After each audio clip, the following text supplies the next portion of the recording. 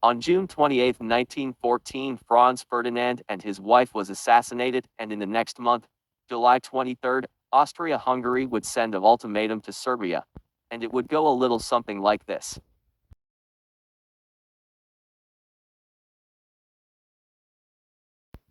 And World War I as we know it would happen.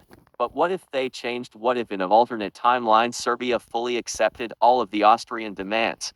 And what will happen to Serbia?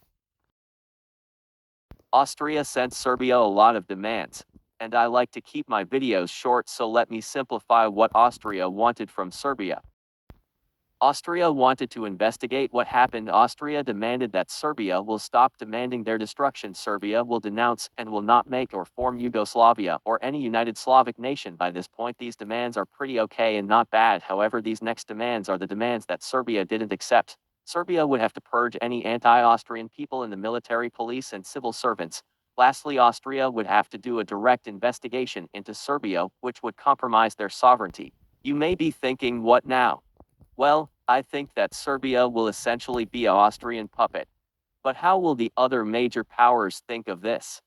Well, honestly, don't really think France, Germany, or Britain would really care too much. However, the main power that will care about this the most will be Russia. Russia and Austria-Hungary had interests in Serbia and in the Balkans the most. And I think Russia will immediately demand Austrian withdrawal from Serbia, or having the chance of war being declared. Now, before I go any further, I will present two scenarios, one where war is declared and World War I is mostly the same except Serbia is an Austrian puppet, and the second scenario where war is avoided and the Russians receive some form of compensation for the loss of Serbia. The first timeline I will explain will be the Serbian puppet timeline. Before I start the scenario, something must be explained about Austria-Hungary. In our timeline, Austria expected to only fight the small Serbia, and only mobilized a little bit of their army, and that is why the Russians did so well early on against Austria-Hungary. However, in this new timeline with Serbia puppeted, Austria-Hungary will mobilize more of their soldiers because of the Russian ultimatum, and will most likely lose less land. However, a new problem would arise. Bulgaria. Bulgaria has more claims on the Austrian puppet of Serbia and the Turks than on Romania or Greece. Or maybe the Austrians end up giving some of the Serbian puppets' land away to keep Bulgaria neutral and out of the war. A small Serbian puppet is actually good for the Austrians because they are less likely to rebel and aren't strong enough to rebel.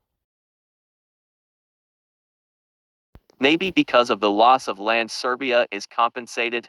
Maybe they are given Bosnia and some of Dalmatia. However, Austria wouldn't want Serbia to have a coast, so the Austrian part of Dalmatia may be given to Hungary.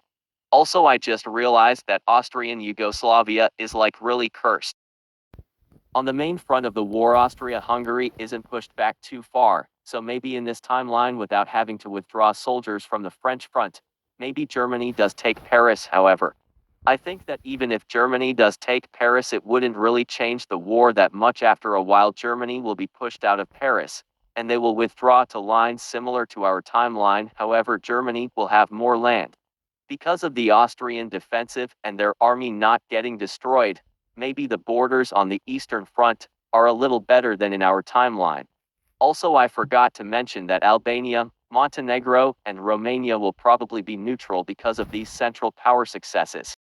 However, despite these successes, I still think that once America joins the war, the Central Powers will lose. Maybe they surrender in December or on January of 1919. However, I think the Central Powers will lose. Now, onto the peace deal. Also in this timeline, I decided that Bulgaria did join the war on the Central Power side. In the peace deal, I believe that most things are the same. Germany, Poland, the Baltics, France, Belgium, and so on are probably the same. However, I believe that because of Austrian successes, I think that in the peace deal, Austria will be allowed to keep Slovenia. Hungary will keep southern Slovakia. The Serbians, however, will be punished. I believe that the Entente will force the neutral Albania to take Kosovo. However, Serbia might expand into some old Hungarian land. Meanwhile, a medium-sided Croatian state would be made. Bosnia would be an independent country, and to avoid both Serbia and Bulgaria from getting Macedonia, Macedonia is an independent country too. And that is what I got from the peace deal. Now onto the second scenario. Now before I start the second scenario, Bulgaria will be forced to take the mantle of Yugoslavia, and I think it may go like this.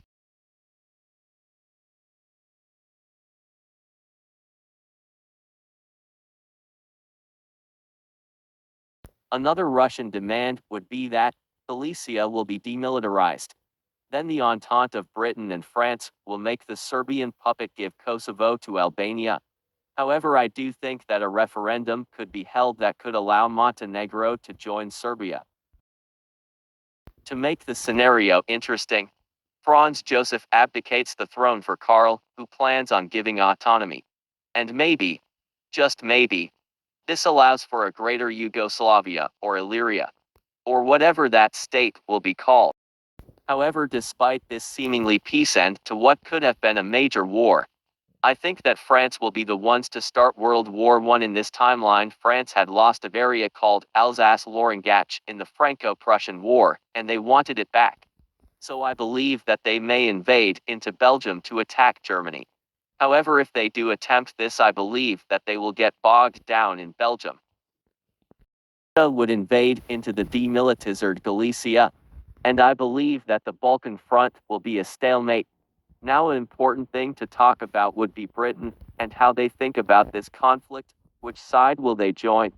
Well, in this timeline, they join the Germans because of the French invasion of Belgium and reignited fears of the Great Game. Now, in a year or so, also I forgot to mention France would start the war in 1915. In 1916, the Germans, Austro-Hungarians, and Serbians would manage to start pushing Bulgaria back. However, Russia can't send any help because of Romania in the way. I feel like Russia will send Romania an ultimatum to allow troops to move through Romania. Whether they accept this or not, I'm not sure. However, to make the scenario interesting, Romania says no. With Germany pushing out France from Belgium and Russia beginning to lose land, and Bulgaria capitulated, I think that Britain may bring up a conditional peace so Germany doesn't fully win and become too powerful. To keep it simple, I will present two scenarios, a light German victory and a bigger German victory. I will show the light German victory first. Belgium is expanded into Kala, Germany gets a Polish puppet, Austria-Hungary gets a small Ukrainian state, Romania gets Bessarabia, and Bulgaria is annexed by Serbia, creating a sort of Yugoslav state. Now for the bigger German victory. Belgium is expanded the same, however the neutral Italy is given Savoy. Germany is given Poland, Lithuania, Belarus, and a small Latvian state. Meanwhile, Austrian Ukraine is expanded, and Romania gets more from Russia. I also think Africa will look like this. Also, I forgot to mention in the light piece the lands in Africa is lost. And that is the end of the video. I hope you guys enjoyed it. I'm sorry it took so long to make it. I was busy for a while. Anyways, I hope you guys liked it. Check out the community post thing because I will be having a poll on possible video ideas. I'll see you guys in the next one.